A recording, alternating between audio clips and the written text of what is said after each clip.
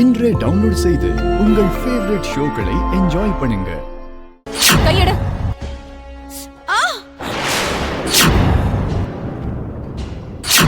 இங்க புத்திசாலித்தனத்தை பயன்படுத்தினது யாரு?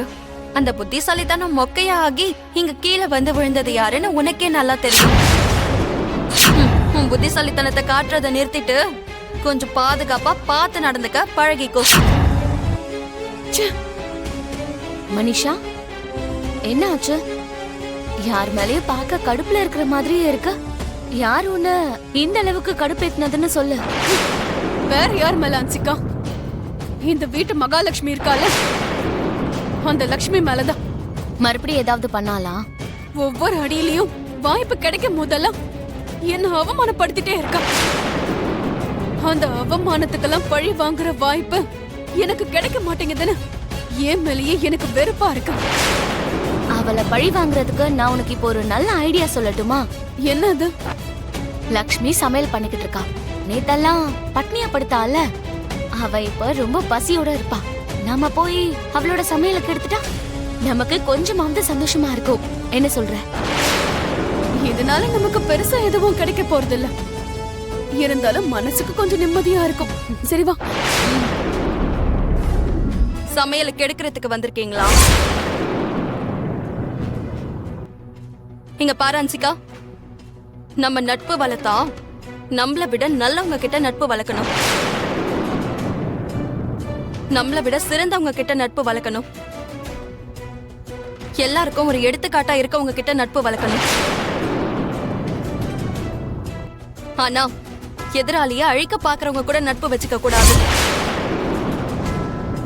எதிராளிய மூழ்கடிக்கணும்னு நினைக்கிறவங்க கூட வச்சுக்க கூடாது. இன்னொருத்தங்க வாழ்க்கைய அழிக்கணும்னு நினைக்கிறவங்க கூட வச்சுக்கவே கூடாது. மனிஷா கூட சேர்ந்து நீயும் ரொம்ப கெட்டு போயிட்டு இருக்க.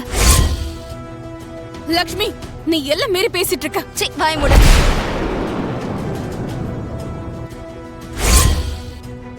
உனக்கெல்லாம் பேசுற தகுதியே இல்ல. நீ கெட்டது பத்தலையா? வீட்டுல இருக்கவங்களே இப்ப சேர்த்து கெடுக்கணும்னு நினைக்கிற.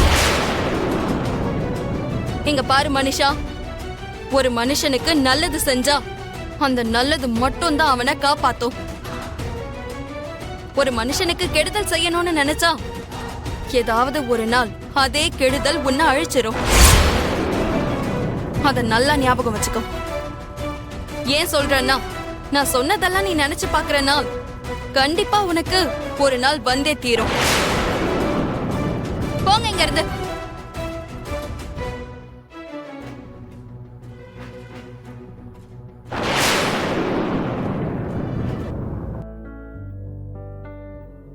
லட்டு,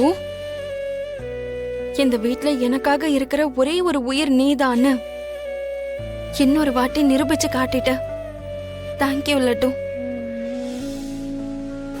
உங்க கம்பெனியோட டைப் வச்சுக்கிறதுல எங்களுக்கு ரொம்ப சந்தோஷமா இருக்கு மேடம். எங்களுக்கும் தான் சார். ஏன்னா இந்த கன்ஸ்ட்ரக்ஷன் பிசினஸ்ல பெஸ்ட் ப்ராடக்டா கொடுக்கணும். அதே மாதிரி எங்களுக்கு நல்ல லாபமும் கிடைக்கணும். ரெண்டும் கிடைக்கணும்னா குறைஞ்ச காஸ்ட்ல நல்ல குவாலிட்டியா கொடுக்கிற மெட்டீரியல் கம்பெனி கிடைக்கணும். உங்களை பத்தி கேள்விப்பட்டதும் எங்களுக்கு ரொம்ப சந்தோஷமாயிடுச்சு.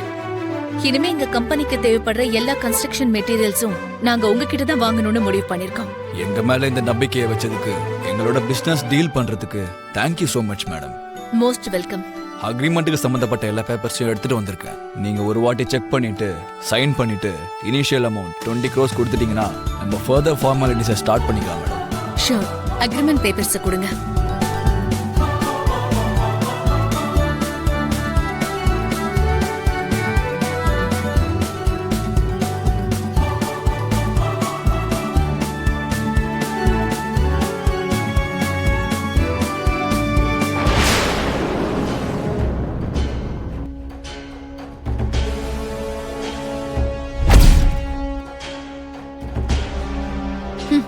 லக்ஷ்மி, இந்த வாய்ப்பை நான் எப்படி பயன்படுத்திக்க போறேன்னு மட்டும் பாரு. உன்னை எல்லாரும் முன்னாடியும் கேவலப்படுத்தி உன்னாலதான் எல்லாம் குட்டிச்சோராச்சுன்னு அவங்க வாயாலே சொல்ல வைக்கிறேன். நீ பாத்துட்டே இரு.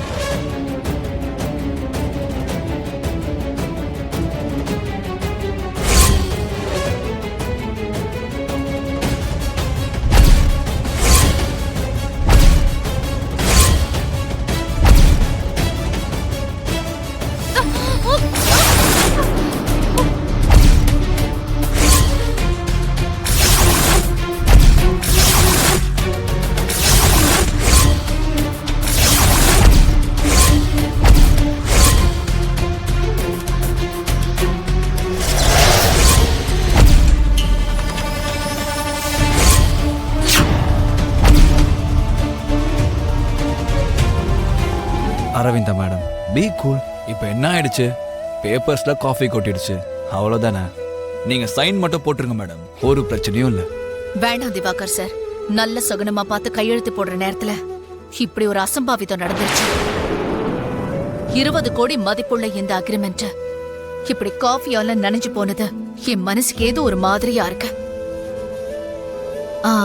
நாம இன்னொரு நாள் இந்த டீலிங்க வச்சுக்கலாம். நோ ப்ராப்ளம் மேடம், இன்னொரு டேட் ஃபிக்ஸ் பண்ணிட்டு சொல்லுங்க, அன்னைக்கு நாங்க அக்ரிமெண்ட் பேப்பர்ஸோட வரோம். ரொம்ப நல்லது, நீங்க போயிட்டு வாங்க. சரிங்க மேடம்.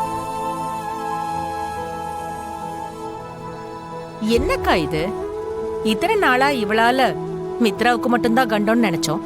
இப்போ இவ நம்ம குடும்பம் மொத்தத்துக்கும் அபசகுணமா மாறி நிக்கிறா. தேவயானி ஆண்டி சொல்றத பார்த்தா எனக்கும் அப்படிதான் தோணுது. எவ்வளவு பெரிய கம்பெனி டீலிங் இது, கோடி ரூபாய் அக்ரிமெண்ட் இது. அத ஒரு கப் காஃபி வச்சு மொத்தத்தையும் நாசமாக்கிட்டா இந்த லக்ஷ்மி. அப்படி பார்த்தா இவ கையும் காலும் இந்த வீட்ல சுத்திக்கிட்டே இருந்ததுன்னா இங்க எல்லாருக்கும் சனி பிடிச்ச மாதிரி தானே எனக்கு தோணுது.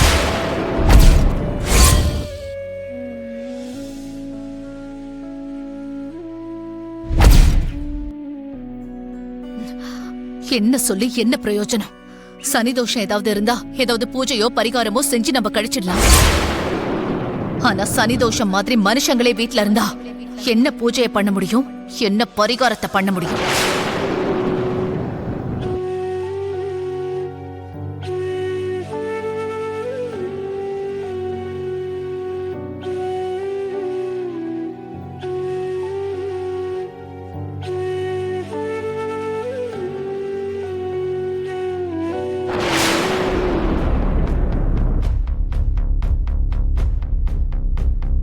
இப்போ உனக்கு நல்லா புரிஞ்சுதா?